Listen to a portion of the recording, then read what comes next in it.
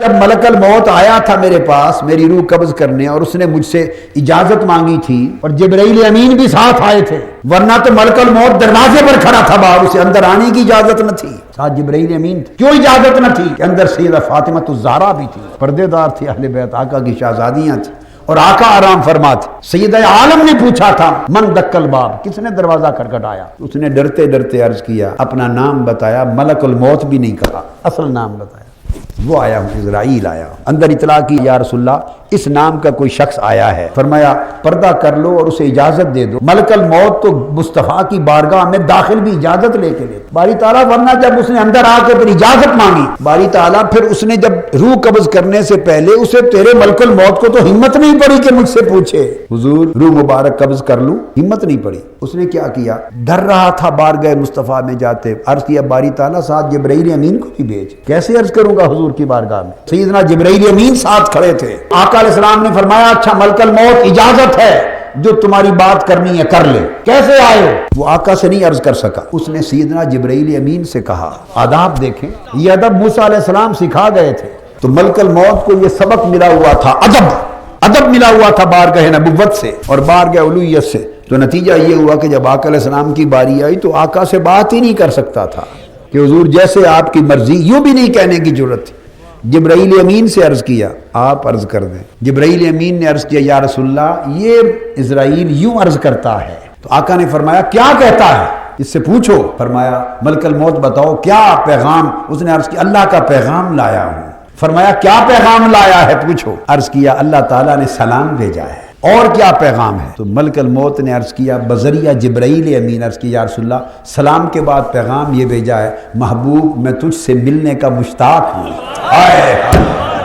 تو آقا علیہ السلام نے جب سنا تو فرمایا اچھا اللہ نے فرمایا میں مشتاق ہوں ملنے کا، تو میں اس سے زیادہ مشتاق ہوں، چلو لے چلو مجھے۔ ملک الموت نے سیدھا آ کے سیدنا موسیٰ علیہ السلام کی بارگاہ میں کہہ دیا تھا کہ آپ کی روح قبض کرنے آیا ہوں۔ میں بخاری مسلم کی حدیث بتا رہا ہوں، متفق علیہ، عرض کر دیا تھا روح قبض کرنے آیا ہوں۔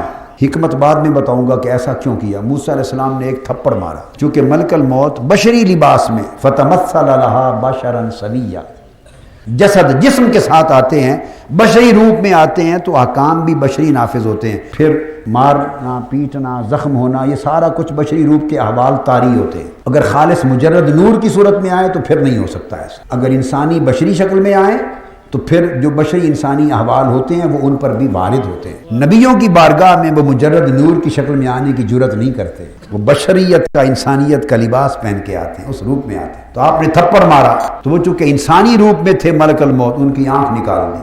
اب اٹھائیے بخاری شریف اور مسلم شریف کو، متفق علیہ حدیث میں آتا ہوں، آنکھ اپنے ہاتھ پہ رکھ لی، واپس اللہ تعالیٰ کی بارگاہ میں گئے اور جا کے عرض کیا یا اللہ ارسلتنی الی عبد لا یرید الموت، آپ نے مجھے اپنے ایسے بندے کی طرف بھیجا ہے جو مرنا چاہتا ہی نہیں۔ اللہ پاک کو علم ہے، خبر ہے۔ پوچھا ملک الموت چھوڑ یہ بتا تو نے جا کے کہا کیا تھا، بات کیسے کی تھی؟